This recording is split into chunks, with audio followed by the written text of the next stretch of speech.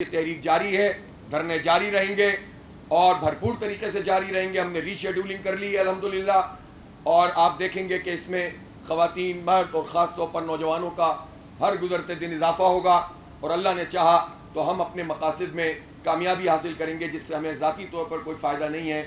یہ پاکستان کا فائدہ ہے، پاکستان کے 25 کروڑ لوگوں کا فائدہ ہے. ہمارا یہ جو دھرنا ہے لاہور میں، پشاور میں، کراچی میں، یہ 8ویں دن میں داخل ہو گیا ہے، اور آج مختلف وفود ان تینوں جگہوں پر مختلف شعبۂ زندگی سے تعلق رکھنے والے لوگ کرام بھی ہیں، وکلاء بھی ہیں، اس میں مزدور بھی ہیں، کسان بھی ہیں، یہ سب اس میں شرکت کریں گے، اور ایک پورے شیڈول کے مطابق یہ دھرنا چلتا ہے.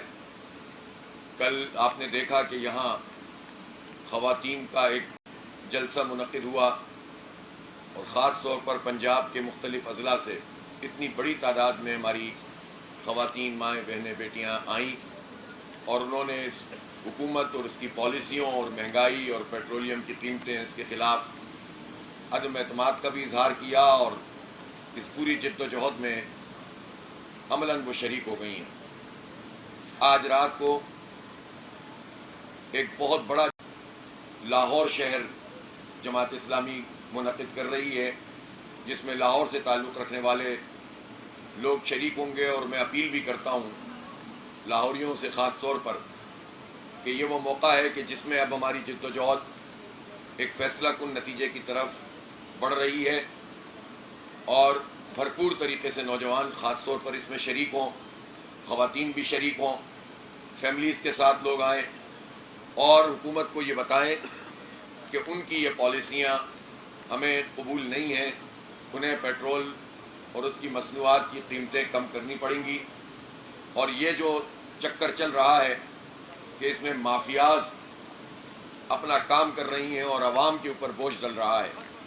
ابھی پچھلے دنوں جو ڈیزل کی قیمت میں 30 سے 32 روپے کمی ہوئی، تو پتہ یہ چلا کہ جب بہت پریشر بنا، اور ظاہر عوامی احتجاج کا یہ سلسلہ بہرحال ان کو پریشانی تو پیدا کرتا ہے جب بھی عوامی ایشوز پر لوگ نکلتے ہیں. تو جب وزیر صاحب کو بھیجا گیا کراچی، تو وہ کیا نیگوشیٹ ہوا؟ پتہ یہ چلا کہ پاکستان میں جو کروڈ آئل امپورٹ کیا جاتا ہے یا ریفائنڈ آئل امپورٹ کیا جاتا ہے، وہ تقریباً 70% سے زائد ہوتا ہے، اور باقی ہماری لوکل جو ایکسپلوریشن ہے اس سے ہم حاصل کرتے ہیں. تو جو ڈیزل کی قیمت تھی، اس میں جو ریفائنریز اور یہ جو آئل مافیا میں کہوں گا، وہ یہ کر رہے تھے کہ امپورٹڈ ڈیزل کو لوکل ڈیزل کی قیمت کے برابر قرار دے کر منافع کما رہے تھے. یعنی اگر ہمارا لوکل آئل نکل رہا ہے اور اس سے ڈیزل بن رہا ہے، تو ظاہر ہے اس کی قیمت تو کم ہوتی ہے لاگت، اور جو امپورٹڈ ہوتا ہے اس کی لاگت زیادہ ہوتی ہے. لیکن یہ لوکل والے کو بھی امپورٹڈ کی لاگت پہ لگا کر عوام سے پیسہ وصول کر رہے تھے. اور آپ کے خیال میں کیا یہ بات پاکستان کے وزیروں کو، مشیروں کو، بیوروکریٹس کو، ان کو نہیں معلوم ہوگی؟ ان سب کو معلوم ہوتی ہے، اور یہ مل کر یہ سارا حساب کتاب بن رہا ہوتا ہے. ایک ایسے وقت میں جب جنگ لگی ہوئی ہو، جب آپ پیٹرول کے بم پھینک رہے ہو عوام پر، اس وقت بھی منافع خوری ہو رہی ہے، اس وقت بھی لوگوں کو لوٹا جا رہا ہے. اور یہ ایک چھوٹی سی مثال ہے. ابھی تو ہم اس کی ریسرچ میں جب جا رہے ہیں تو پتہ چل رہا ہے کہ صرف پیٹرولیم مصنوعات پر جو دھندا ہو رہا ہے اور اس پہ چند لوگ فائدہ اٹھا رہے ہیں، اور عوام، طالب علم، نوجوان، مزدور، کسان، ان سب کے اوپر انہوں نے زبردستی یہ بھتے مسلط کیے ہوئے ہیں. تو یہ تو ایک ایسا جو ہے ایسے حالات ہے کہ پتہ چلتا ہے کہ تو مافیاز کا راج ہے ملک میں. ابھی حکومت نے جو چینی کے معاملے میں اور یہ شوگر مل مالکان نے مل کر لوٹ مار شروع کی ہوئی ہے، پہلے انہوں نے 7,650 ٹن، 7,65,000 ٹن 7,65,000 ٹن چینی انہوں نے امپورٹ کی، اور یہ کہہ کر کی کہ یہاں پر چینی کی قلت ہے.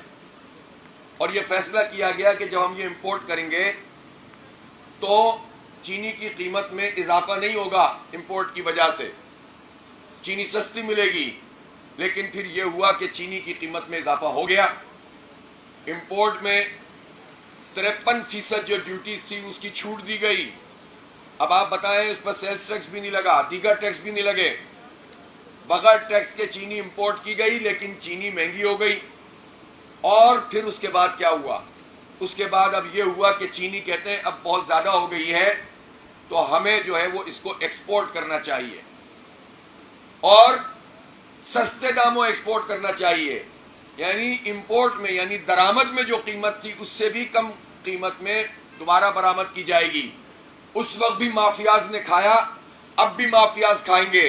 تو یہ حکومتیں اور یہ پارٹیاں، یہ سارے کے سارے لوگ، اس لیے کہ اس میں اپوزیشن جماعتیں بھی اس پر بات نہیں کرتی، اور اس لیے نہیں کرتی کہ ان کے اسٹیکس ہوتے ہیں، ان کے لوگ ہوتے ہیں جو پارٹیاں چلا رہے ہوتے ہیں، اور اس کے نتیجے میں یہ مافیاز ہم پر راج کرتے ہیں۔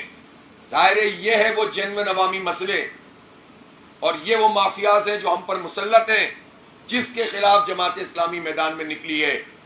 کسی بھی صورت میں ان مافیاز کے راج کی موجودگی میں پاکستان آگے نہیں بڑھ سکتا۔ آئل مافیا یہاں موجود، چینی مافیا یہاں موجود، آٹا مافیا یہاں موجود۔ خود آج اخبارات کی خبریں ہیں کہ پچھلے ایک سال میں 62% آٹے کی قیمت میں اضافہ ہوا ہے، پیاز کی قیمت میں 132% اضافہ ہوا ہے، ٹماٹر کی قیمت میں 93% اضافہ ہوا ہے۔ آج کی خبریں موجود ہیں، اور آئے حکومت اور بتائے کہ یہ خبریں غلط ہیں۔ اس کا مطلب یہ ہے کہ ہر چیز میں آگ لگی ہوئی ہے قیمتوں میں، اور بوجھ کون اٹھا رہا ہے؟ عام آدمی اٹھا رہا ہے۔ ان لوگوں کو کیا معلوم، جو چھوٹا سا ایک طبقہ ہے کہ جو ہمارے سروں پر مسلط ہے، یہ تو ہمارے ہی پیسے کھا کھا کے اتنے موٹے ہو گئے کہ نہ پیٹرول ان کا مسئلہ ہے، نہ بجلی ان کا مسئلہ ہے، نہ سبزی ان کا مسئلہ ہے، نہ گوشت ان کا مسئلہ ہے۔ انہوں نے تو ہم سے اتنا لوٹ لیا ہے، نہ ان کے بچوں کی تعلیم مسئلہ ہے۔ یہ مسائل ہمارے ہیں، مڈل کلاس لوگوں کے ہیں، غریبوں کے ہیں، جو ملک میں 90% سے زیادہ لوگ موجود ہیں۔ اس لیے ہم یہ جو تحریک لے کر چل رہے ہیں، یہ کوئی شوق نہیں ہے سیاسی، بلکہ ہم اسے منطقی انجام تک پہنچانا چاہتے ہیں، اور ہم یہ چاہتے ہیں کہ عوام کی شرکت اس میں جس طرح بڑھ رہی ہے اس سے زیادہ بڑھنی چاہیے۔ اور ہم نے اب یہ فیصلہ بھی کیا ہے کہ یہ 3 دھرنے اپنی جگہ پر جاری رہیں گے، اور اس کے ساتھ پورے ملک میں تمام اضلاع میں احتجاجی کیمپ لگیں گے دھرنوں کے، اور اس دھرنے سے پورے پاکستان کو ہم جوڑ دیں گے، اور پھر بھرپور طریقے سے ہماری جو یہ پوری کیمپین ہے یہ آگے بڑھے گی۔ 12 ربیع الاول کے بعد 13 ربیع الاول کو انشاءاللہ میں ہڑتال کی کال دوں گا، اور ہم اس پر مشاورت کر رہے ہیں، اور انشاءاللہ تاریخی ہڑتال ہوگی یہ، پورے پاکستان میں شٹر ڈاؤن ہوگا، اور پورے پاکستان کے عوام بالکل یکجہتی کے ساتھ اور اتحاد کے ساتھ یہ ہڑتال منعقد کریں گے۔ ہماری ٹیموں نے اس پر کام شروع کر دیا ہے، اور اس کے بعد ہم اسلام آباد میں بھی ایک لانگ مارچ کریں گے۔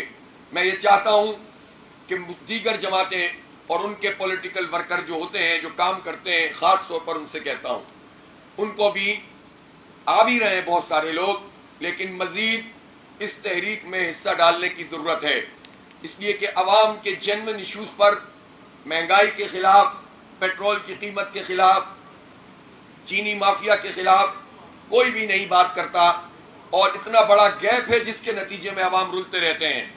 اب اس وقت جو صورتحال پیدا ہوگی زراعت کی، وہ یہ ہے کہ گنے کی فصل کو لینے والا کوئی نہیں ہوگا، اور شوگر مل مالکان ابھی سے کہہ رہے ہیں، ہاتھ اٹھا رہے ہیں کہ ہم فصل نہیں خرید سکتے۔ یہ بلیک میلنگ ہوگی، اور وہی کسان جو پہلے ہی جو ہے دھکے کھا رہا ہے، مہنگی ترین یہاں پر ڈی اے پی موجود ہے، مہنگا ترین یوریا یہاں ملتا ہے، فصل پوری نہیں ہوتی، ہر فصل کے بعد لوگ مقروض ہوتے چلے جا رہے ہیں۔ ایسی صورتحال میں جب اس طرح کے اقدامات حکومت کی طرف سے آئیں گے تو کیا خاک زراعت آگے بڑھے گی؟ ییلڈ بڑھ رہی ہے، پر ایکڑ پیداوار میں اضافہ کیے جا رہا ہے، ریسرچ ہو رہی ہے، یہاں دکھاوے کے اقدامات کیے جاتے ہیں۔ پچھلے 1-2 سال پہلے کہا گیا کہ ایک افسر کی تعیناتی کی گئی کہ آپ اپنا کیمپ آفس جنوبی پنجاب میں بنائیں تاکہ کپاس کی فصل کو ہم آگے بڑھائیں۔ ماشاءاللہ انہوں نے 50% کپاس کی फसल कम करके आ गए, अब उनका प्रमोशन भी हो गया है। ये तो हाल है लोगों का कि इस तरह से निज़ाम चल रहा है और लोग जो है वो फंसते चले जा रहे हैं, इसलिए कि कोई एक पैरामीटर भी ऐसा नहीं है कि जिसके नतीजे में हम ये कह सकें कि पाकिस्तान की मईशत तरक्की कर रही है। तो इसलिए नौजवान जो इस पेट्रोलियम के लेवी के भत्ते को रोजाना हर लीटर पर गवर्नमेंट को दे रहे होते हैं, यानी जब आप इतनी बड़ी धंधलियां कर रहे होते हैं, चीनी की इंपोर्ट पर तो आप टैक्स नहीं देंगे, लेकिन हर मोटरसाइकिल वाले से हर लीटर के ऊपर 80 रुपए का भत्ता और सब मिलाकर 130 रुपए का टैक्स वसूल करेंगे।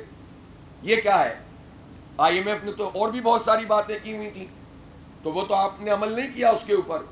आप अपनी मुराद कम नहीं कर रहे, आप छोटी गाड़ियों में नहीं आ सकते, आपके अफसरान छोटी गाड़ियां इस्तेमाल नहीं कर सकते, आप पार्लियामेंटेरियन की तनख्वाहें कम नहीं कर सकते, आप अपने फ्री पेट्रोल और फ्री बिजली कम नहीं कर सकते, और ये सारा बोझ गरीब आवाम के ऊपर और मिडिल क्लास लोगों पे डालते हैं।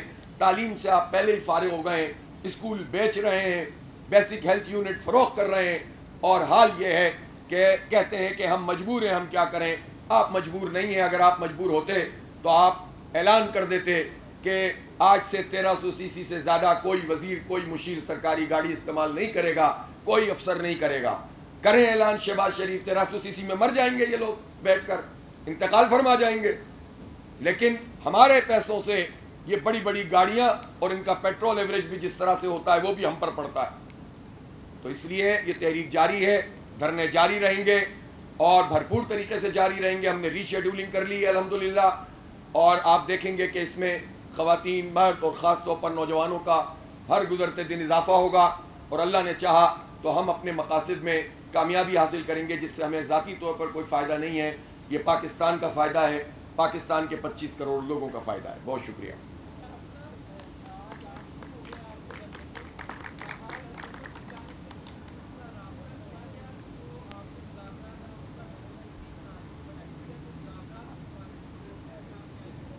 देखें, उन्होंने, आपके इल्म में है कि शुरू में जिस नौयत की कमेटी बनाई थी, हमें कोई एतराज़ नहीं है, जितनी चाहे कमेटियां बनाएं, लेकिन उस कमेटी को आकर बात करनी चाहिए कि कैसे कीमत कम की जाएगी, बजाय इसके कि वो हमें अपनी मजबूरियां बताने के लिए हमें दावत दें और हम उनके कमरों में जाकर उनकी ज़बरदस्त किस्म के मैजिक शो देखें प्रेजेंटेशन की सूरत में, और वो हमें बताने की कोशिश करें कि जनाब आप तो देखें हम कितने मजबूर हैं। मैंने तो अभी आपको 2-3 चीज़ें, ये ऑयल वाली, डीजल वाली बताई है, चीनी वाली बताई है, और इंशाल्लाह रोज़ हम इनकी, आपकी परफॉर्मेंस आपके सामने हम लाते रहेंगे, तो आपको पता चल जाएगा कि कोई मजबूरी नहीं है। सिर्फ मजबूरी ये है कि अपने मार्जिन्स कम नहीं करना चाहते, ये तबका जो है अपने किकबैक्स कम नहीं करना चाहता, ये अपनी अय्याशियां कम नहीं करना चाहता, वरना कोई मसला नहीं है इनको। बहरहाल अगर ये बात करेंगे संजीदा तरीके से तो मैंने कभी मना नहीं किया, और हमारी टीम की भी यही राय है, लेकिन बात इस पर नहीं होगी कि आप धरना खत्म करें, हम अपनी मजबूरी बता रहे हैं। बात इस पर होगी कि लेवी का ये भत्ता टैक्स कैसे खत्म किया जाए, और जब वो ऐलान करेंगे खत्म तो धरना भी खत्म। जी, आवाज नहीं आ रही।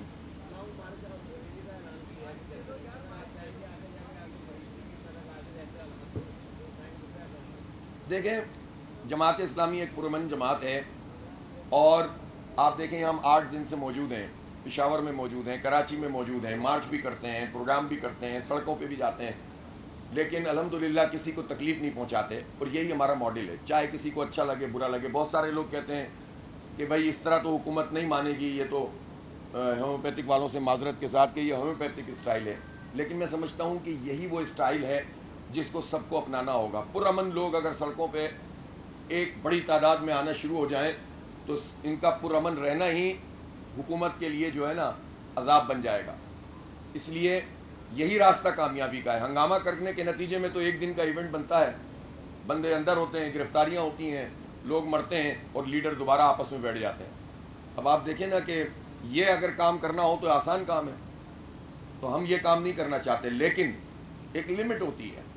जब आप नहीं मानेंगे और लोगों को रिलीफ नहीं देंगे तो फिर हम सड़कों की तरफ भी मार्च करेंगे और इस्लामाबाद की तरफ भी करेंगे, और वो हमारा बहुत कम्प्रिहेंसिव प्लान है, और अल्लाह ने चाहा तो वो हमें रोक नहीं सकेंगे। इसलिए कि हमें कोई दिखाने के लिए एक तरफ से तो नहीं आना ना ताकि हमें रोक लिया जाए, बल्कि फिर हम जाएंगे तो फिर चारों तरफ से जाएंगे, और फिर जिस तरह से जाएंगे तो इंशाअल्लाह ताला फिर ان کے لیے روکنا ممکن نہیں ہوگا. جماعت اسلامی کی ہر ممکن کوشش ہوتی ہے کہ پرامن طریقے سے چیزیں ہوں، لیکن جب حکومت مجبور کر دیتی ہے تو پھر ہم حالات کو فیس بھی کرتے ہیں. ہماری ایک ہسٹری ہے قربانیاں دینے کی، اور اس کے لیے ہمارا ہر کارکن تیار ہوتا ہے. کل بلوچستان میں بھی احتجاج ہوا ہے. جب سے دھرنا جاری ہے 7-8 دن سے روزانہ پیٹرول بڑھ ہی رہا ہے. دھرنا ختم کرنے